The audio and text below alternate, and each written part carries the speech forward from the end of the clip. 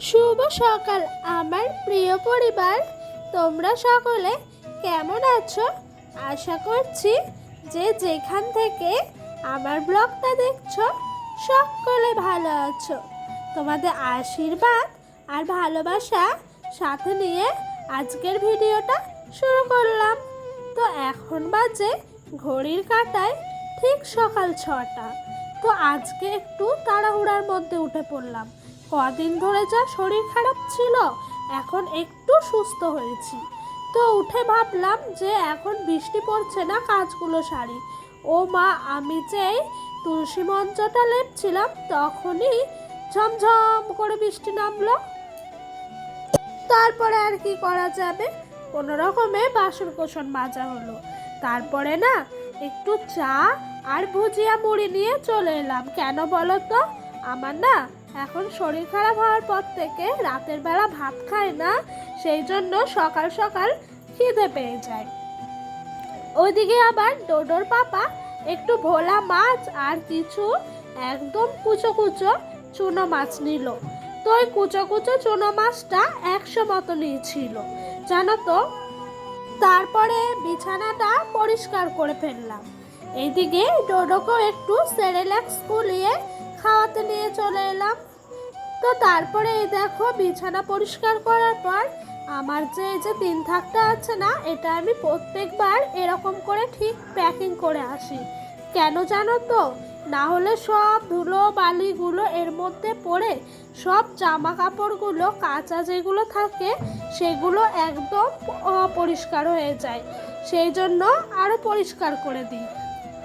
আর এইদিকে ওপরে ডোডোর কিছু ছিল, সেগুলো ওভাবেই রেখে এসছি। তারপরে দেখেছো কেমন ভাবে বৃষ্টি। আমার না বাপের বাড়ি যাওয়ার কথা আছে, আমি প্রচণ্ড টেনশনে পড়ে গেছিলাম এত বৃষ্টি দেখে। আমি ভাবছি এরকম ভাবে যদি বৃষ্টি হতে থাকে তাহলে তো আমার শাশুড়ি মা আর বরমশাই বাড়ির থেকে বের হতে দিবে না, কারণ কদিন আগে যে জ্বরে ভুগলাম।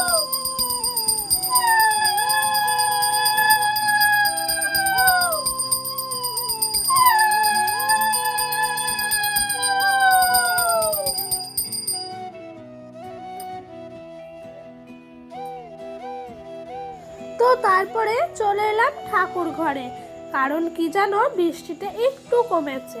ভাবলাম জানি না কি হবে, তাই আগে ভাগে স্নান টান করে জামা কাপড়গুলো মেলে টেলে জল ঝরিয়ে রাখি, তাহলে যদি জলটা ঝরে যায় ক্যারি প্যাকেটে ভরে নিয়ে চলে যাব। তো সেই হয়েছে আমার, জানো তো, কিচ্ছু শোকায়নি। আর শোকাবেই বা কি করে এই বৃষ্টির মধ্যে। তাই ডোডোর আমার যা ছিল এগুলো একটু কাচাকুচি করলাম স্নান করার পরে, করে ক্যারি প্যাকেটের মধ্যে মুড়িয়ে ভরে নিয়ে একেবারে চলে এসেছি। তো এখন আমি বাপের বাড়িতে আছি, এখানে এসেই ভয়েস ওভারটা দিচ্ছি, জানো তো। তো এই দেখো, ওই যে বললাম না আমার বরমশাই কুচো চুনো মাছ নিয়েছিল, তো সেগুলো শাশুড়ি মা একটু পেঁয়াজ দিয়ে কড়াইয়ের মধ্যে পাতুরি করছিল। আর জানো তো, যদি এই বৃষ্টি না হতো, বর্ষাকাল ছাড়া যদি অন্য কোনো কাল হতো, তাহলে এগুলোকে আমার শাশুড়ি মা কলা পাতার মধ্যে ভরে কাঠের উনানে করতো। তো ওইটাও খেতে খুব টেস্ট হয়। আর এই কড়াইয়ের মধ্যে গ্যাসের ওপরে এটাও টেস্ট হয়, কিন্তু দুটো টেস্ট দু রকম। তো এতদিন পর আজকে আমি যেন একটু তৃপ্তি করে ভাতগুলো খেতে পেরেছি। এতদিন তো ভাত নিয়ে মেখে মেখে ফেলে দিয়েছি। তো এই দেখো, এইদিকে আমাদের আজকে রান্না করেছেন শাশুড়ি মা, যে ট্রেনের মধ্যে যাব বলে একটু আমড়া দিয়ে মুসুর ডাল। তো মুসুর ডালটা করেছে বেশিরভাগ ডোডোর জন্য, কারণ কি জানো তো, ও তো খেতে পাচ্ছে না এখন, ওর জন্য সেরকম তরকারি নাই, সেই জন্য আরও মুসুর ডালটা করেছে। তো এই যে এইদিকে মুসুর ডাল করেছে আর পেঁয়াজ দিয়ে চুনো মাছ দিয়ে পাতুরি, আর এইদিকে ভোলা মাছটা নিয়েছিল সেটা সর্ষে বাটা দিয়ে ঝাল করেছে। তো এই দেখো আমরা এখন ট্রেনের মধ্যে। তো আমার মা নিতে এসেছিল আমাকে আর ডোডোকে। আমার বরমশাই স্টেশন অবধি ট্রেনে তুলে দিয়ে গেল, কারণ কি বলতো, মা একা পারবে না ব্যাগ নিয়ে, ছোট বাচ্চাকে নিয়ে, আমাকে নিয়ে। সেই জন্য আরও দিয়ে গেল। তো ট্রেনে উঠে ডোডোকে একটু আলুর চিপস কিনে দিয়েছিলাম আর আমি একটু পেয়ারা মাখা খেলাম। আর খুব ইচ্ছা করছিল যেন ট্রেনে পেয়ারা মাখা উঠেছিল খেতে। তো এই দেখো আমি প্রায় আমার গন্তব্যে পৌঁছে গেছি। আর একটা স্টেশন, তখন ট্রেনটা একটু ফাঁকা পেলাম। আজকে ট্রেনের ক্যান্সেল ছিল বলে প্রচুর ভিড় ছিল, তাও লেডিসে উঠেছি, তাও চরম ভিড়। কি আর করব, লাস্টে ট্রেনে পুরো ফাঁকা। তারপরে এই দেখো বাড়ি আসার পর ডোডো কেমনভাবে দুষ্টুমি করতে লেগেছে।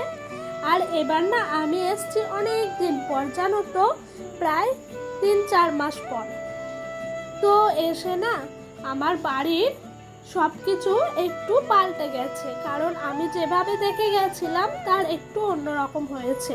এই ঘরটা যখন আমি দেখে গেছিলাম তখন মেঝে ছিল না, এখন মেঝেটা করানো হয়েছে, দরজা জানলা সব কিছু করা হয়েছে। আর আমার মা বাড়ি এসেই সোজা রান্নাঘরে গিয়ে অল্প একটু ভাত বসিয়ে দিল, কারণ কি বলতো, আমি ডোডো আর মা খাবো বলে। তো এই ছোট্ট হাঁড়িটা এবার থেকে আমার ভিডিওতে দেখতে পাবে। আমারও একটু আনকমন লাগছে। বড় একটা হাঁড়ি ছিল, তার মধ্যে এখন ছোট্ট হাঁড়ি। তো আমার শ্বশুরবাড়িতে বেশি বড় হাঁড়ি লাগে, বাপের বাড়িতে কম লোক, ছোট হাঁড়ি। তো মা বেশি কিছু আজকে রান্না করেনি জানো, রাতের বেলা আমি বললাম বেশি কিছু করতে হবে না, আমার একটুও ভাল লাগছে না, পেঁয়াজ পোস্ত করো একটু ঝাল করে, যাতে মুখটা ছাড়ে আর খেতে পারি। তো সেই রকমই মা পেঁয়াজ পোস্ত করেছে একটু ঝাল করে, আর ওইদিকে আলু সেদ্ধ দিয়েছে। তো আমি মাকে আবার একটু বলছিলাম তুমি আলু সেদ্ধটা দেওয়ার দরকার ছিল না, পেঁয়াজ পোস্ত হলেই আমার খাওয়া হয়ে যায়। তো বন্ধুরা এই দেখো খেতেও বসে পড়েছি। ওইদিকে ডোডোকে মা খাইয়ে নিয়ে চলে গেছে ঘুম পাড়াতে। কিছুদিনের জন্য আমি ডিউটিগুলো থেকে একটু বঞ্চিত হলাম, ডোডোকে খাওয়ানো, ঘুম পাড়ানো, স্নান করানো। তো বন্ধুরা তোমাদের যদি আমার ভিডিওটা ভালো লেগে থাকে তাহলে প্লিজ একটা লাইক কমেন্ট করো। আর যদি আমার ভিডিওটা আরও ভালো লেগে থাকে তাহলে আমার চ্যানেলটা সাবস্ক্রাইব করে পাশে থাকা বেল বাটনটা অবশ্যই কিন্তু প্রেস করে দিও, কারণ কি বলো তো, আমার নতুন ভিডিওগুলো তোমাদের কাছে সবার আগে পৌঁছে যাবে। তো বন্ধুরা আজকে আর ভিডিওটা বড় করলাম না, আজকের ভিডিওটা এই পর্যন্তই রইল। দেখা হবে নেক্সট ব্লগে।